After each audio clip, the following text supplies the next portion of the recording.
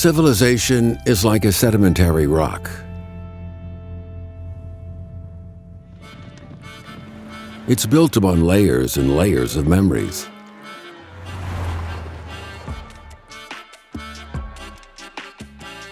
With its diverse land, Argentina brings together people from different cultural backgrounds, fostering a sense of inclusion and openness. Culture, art, and technology combine with each other, communicate with the world, and shape today's Argentina.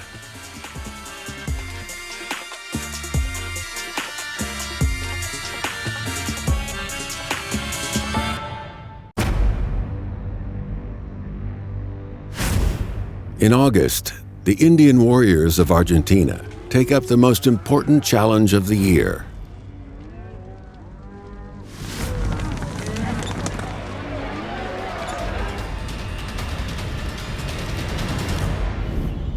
This is a battle of dignity and honor.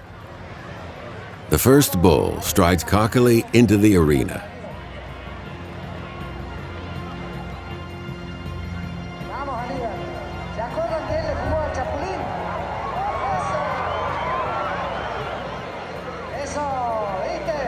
He fires himself up, getting ready to charge.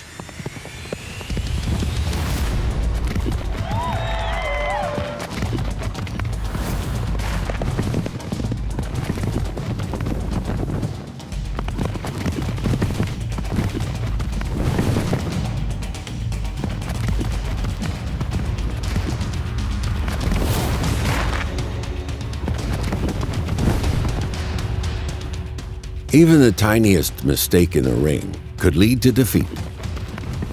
A bullfighter has to find the perfect timing if he is to win the contest.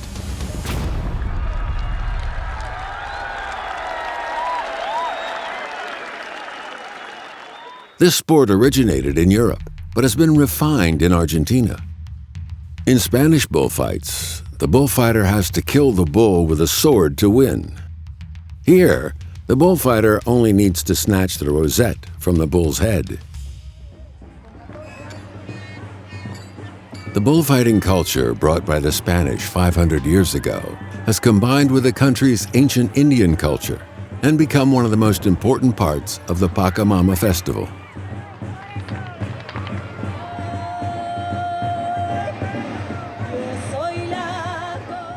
In this large Latin American country, all lifestyles are accepted. It's the kind of integration that gives the country its vigor.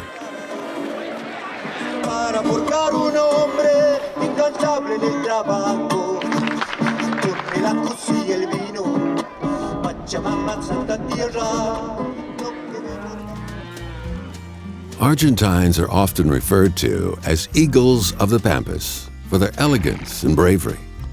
These characteristics are best represented by the gauchos living on the Pampas, who are also known as the cowboys of South America.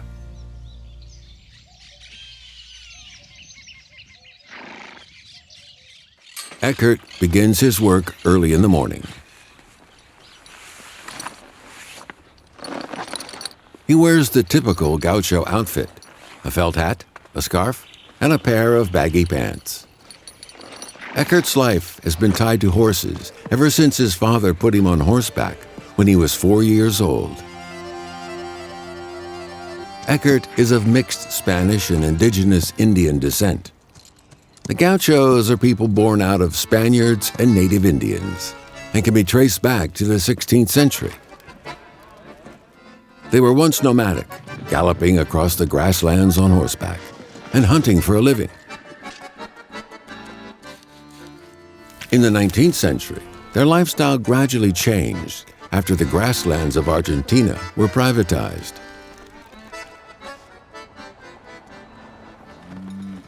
Like many descendants of gauchos, Eckert is also employed by farm owners. His daily work involves herding more than 1,500 cattle on 8 million square meters of pasture. Para mí el gaucho es el que está en el campo, el que anda todos los días y... Horses are his best friends. He eschews modern herding methods and prefers to raise horses, tame them, and ride them to herd cattle. Eckert chooses to spend his life on horseback. Modern civilization has forced these once tenacious pioneers to find the perfect balance between large-scale farming and their traditional nomadic lifestyle.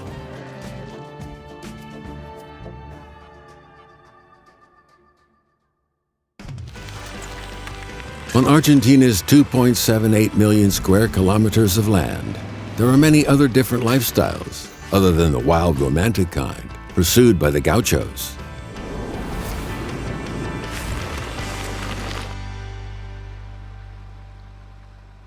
The Los Alerces National Park is about 1,400 kilometers from Buenos Aires and is almost like a small version of Switzerland.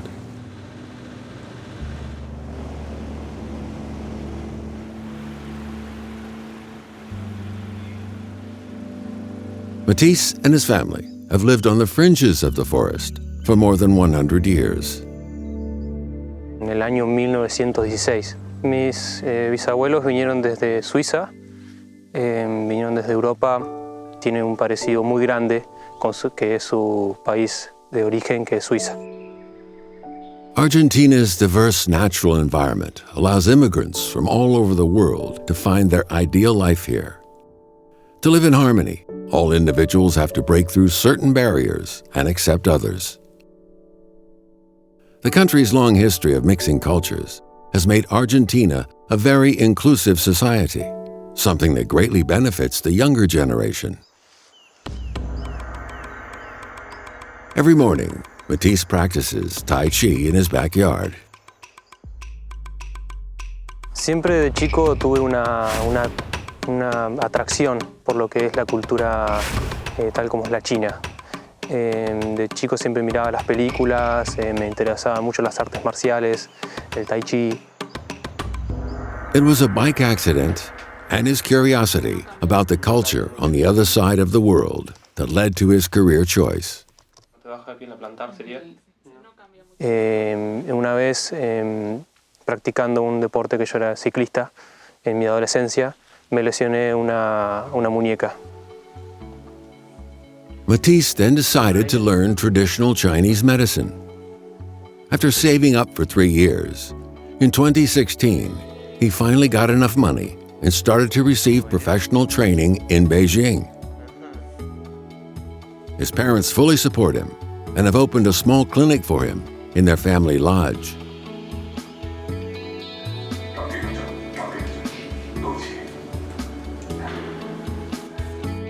Mi idea es estudiar el idioma, aprenderlo bien y con el contacto que yo tengo a través de la escuela donde estudié, me gustaría ver si puedo.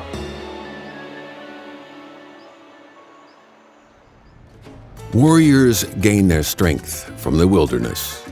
Romance is born from a perfect balance between tradition and modern. And dreams are inspired by a mix of natural beauty and foreign culture. All these stories are told in the cities, fusing with each other and blossoming on the streets, resulting in unique Argentinian art.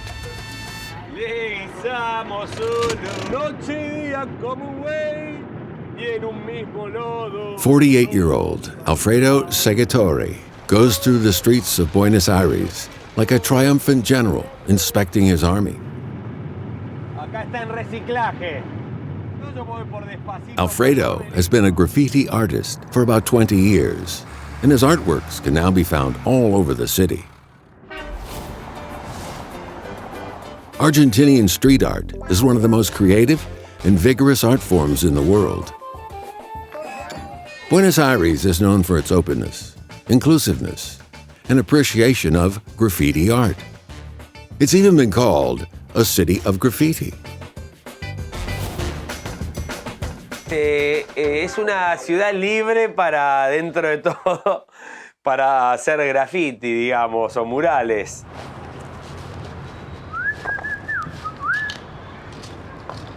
This is Alfredo's new work. With his wife's help, the work is almost done. ¿Está negro ya limpio o tiene resto celeste? Restito celeste. Bueno, Podés dale. tirarlo en el tacho, ¿crees? Dale, vamos. ¿Por qué no tiramos en el tacho? Perfecto, gracias.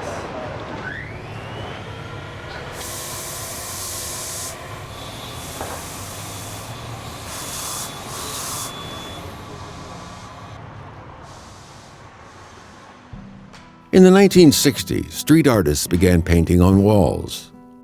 The pursuit of pure artistic beauty turned the walls into canvases. Today, graffiti has become an art form.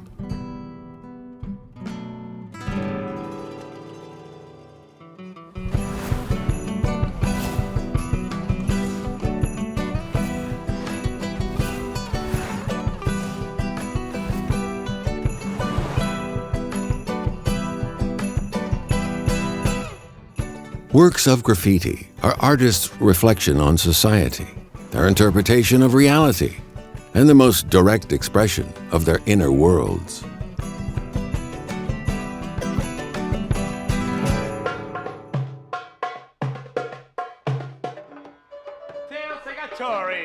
After a week, Alfredo's work is finally completed. It's a moment for celebration.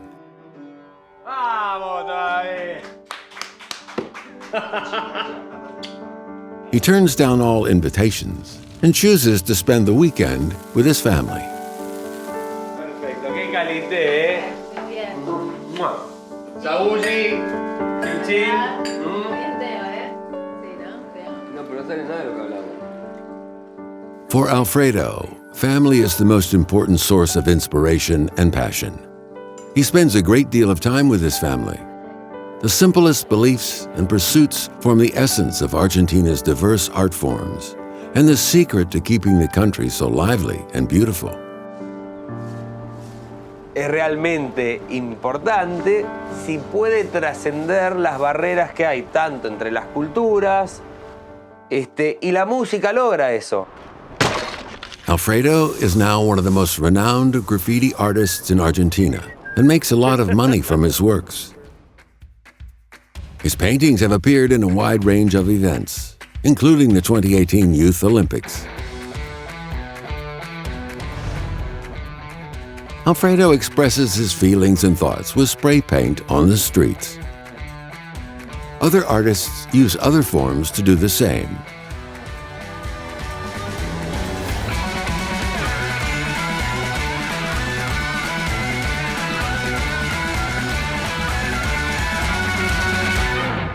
¡Momento de show en vivo! ¡Llega! ¡Momento de show en vivo! ¡Momento de show en vivo! ¡Llega desde Córdoba con toda la fuerza cuartetera! Antes le decíamos el rebote, pero ahora creció y es el potro, el potro, el potro!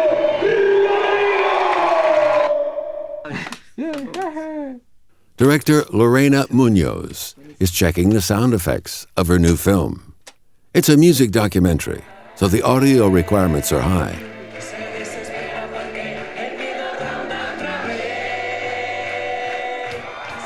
The earliest films in Argentina were actually about music.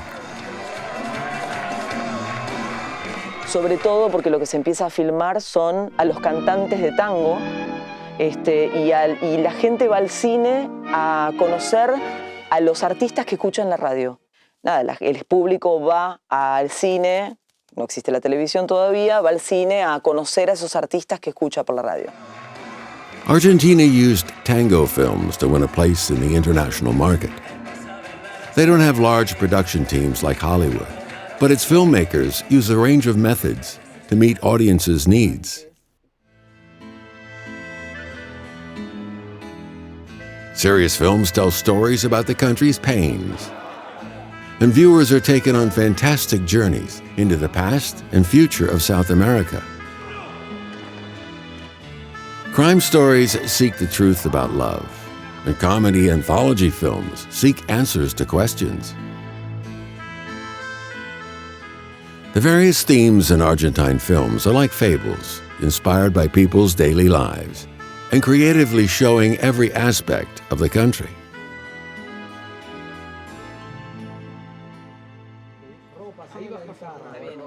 Lorena's new movie will be released in a few months. She's very particular about every single detail. It's the diligence of these filmmakers that has created a place for Argentinian films in the world, bringing the voices of the country to global audiences.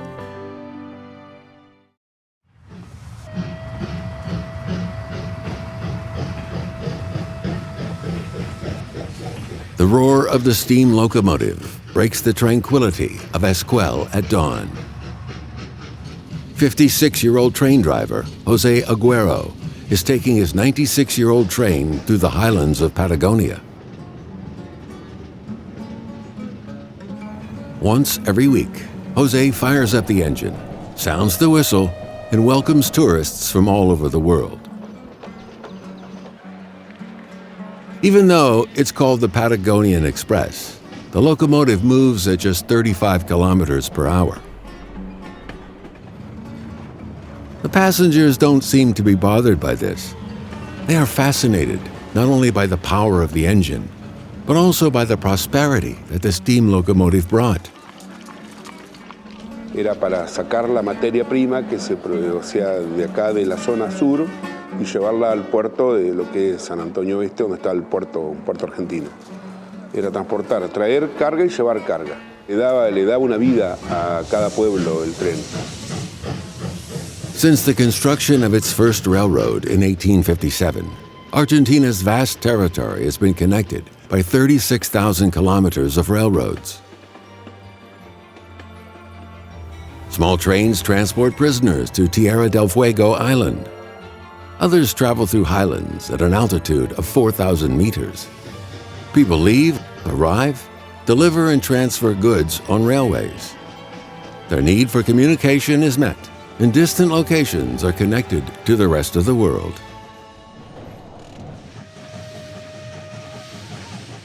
Today, steam locomotives may be widely used for sightseeing, but the need for connection and communication will never stop. More and more railroads are being built, and more than 700 high-speed trains made in China are running between the capital and its surrounding cities. Railways connect these two countries that are so far away from each other, and partnerships have been built in many other fields.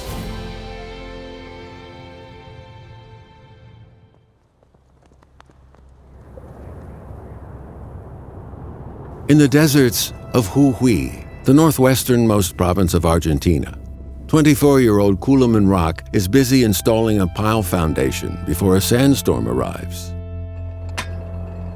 Y de ahí le damos la tierra para que pueda hacerse este proyecto acá. Y de ahí ya, bueno, llamaron a la gente de ahí. Empezamos a venir la gente para acá. Rock earns about 5,000 yuan per month, enough to support his 3 children. He comes from a village of fewer than 100 people, and 15 of them work on this construction site. This is the Cauchari solar plant, the first clean energy project jointly built by Argentina and China. Ding Song Hong from Shanghai is the project's chief engineer. 在我们做科研的情况下，发现了这个太阳的照射力是一年有达到2500小时，是在全球非常好的太阳资源。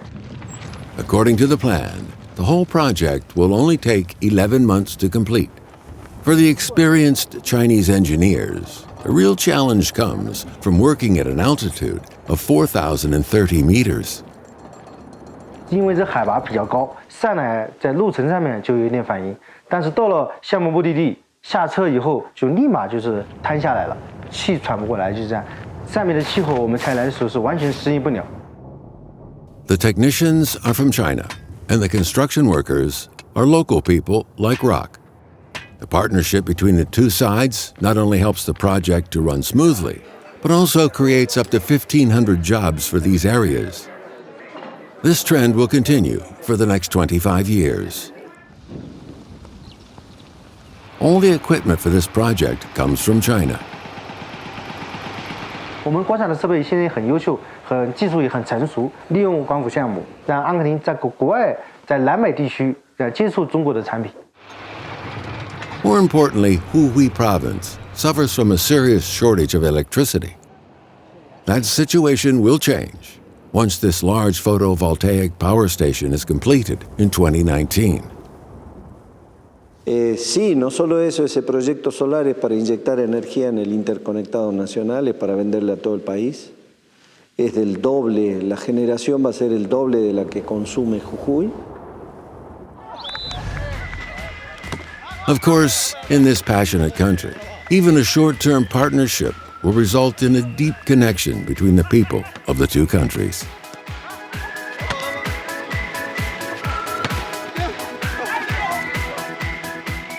不仅是这个项目把我们联系在一起了，但是在工作生活中，我们也一起连在一起。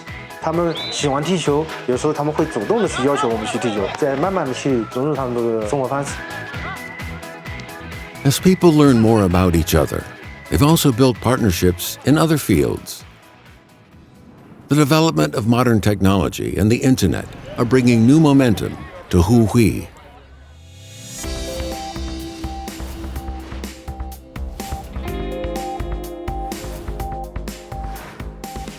In 2014, Andreas Werchow and his wife set up a big data company. In addition to serving Argentina and other South American countries, they are now also targeting the Chinese market. De hecho, empezamos a desarrollar la unidad china hace aproximadamente 2 meses. Estuvimos viajando a China, de alguna forma frenadas o no animándose a salir a Latinoamérica por falta de visibilidad. In Buenos Aires, one man is way ahead of everyone else. In 1999, Marcos Galperin founded Mercado Libre, a free market. It has become the largest e-commerce platform in Latin America and is one of the top e-commerce companies in the world. Cuando empezamos en 1999 éramos 4 personas en una cochera. Estaba convencido de que esta era una tecnología que iba a cambiar el mundo. Marco Libre's local members make up 35% of the total population, but Galperin wants to go even further. He wants to connect Argentina to the international market through the internet and take on the challenges and opportunities brought by globalization.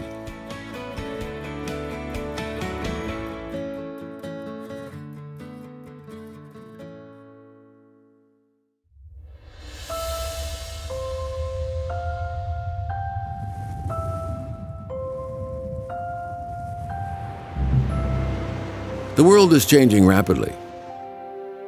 The waters of time never stop flowing. The world is a wonderful place, but filled with challenges. People continue to create, technology continues to improve, and the future remains as unpredictable as ever. But Argentina will always be a land of openness, inclusiveness, and friendship. This is the glamour of Argentina. Vamos Argentina. Vamos Argentina. Vamos Argentina. Vamos Argentina. An even better future awaits.